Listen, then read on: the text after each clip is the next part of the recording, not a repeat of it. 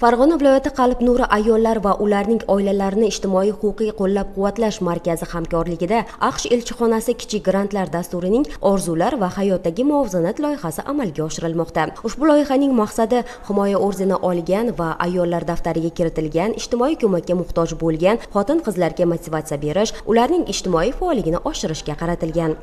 Seminardan bizning asosiy maqsadimiz ushbu ayollarimizni hayotga qayta reintegratsiya qilish, ya'ni hayotga bo'lgan muhabbatlarini, hayotga bo'lgan ishonchlarini yaxshilashga qaratilgan.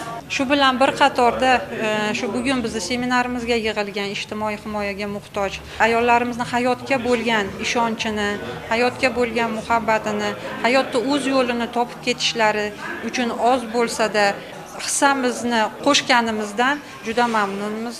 Ijtimoiy ko'makka muhtoj bo'lgan xotin-qizlarni tushkunlik kayfiyatidan chiqarish, psixologlar bilan ishlash, o'z hayotini o'zgartirish uchun motivatsiya berishdan tashqari, ularga har bir shahar, tuman mas'ullari tomonidan tadbirkorlik qilish istagida bo'lgan xotin-qizlarga tadbirkorlikka jalb qilish uchun tavsiya beriladi va ular uchun o'z faoliyatini boshlashga ko'maklashuvchi o'quv seminarlari tashkil etiladi. Mustaqillik bayrami arafasida biznes g'oyalar yarmarkasi o'tkazilishi rejalashtirilgan bo'lib, eng yaxshi biznes g'oya egalari o'z biznesini rivojlantirishi uchun kerakli uskunalar, xom ashyo bilan ta'minlanadi. Shuningdek, loyihaning maqsadli guruhi tomonidan ishlab chiqarilgan mahsulotlar ko'rgazmasi tashkil etiladi.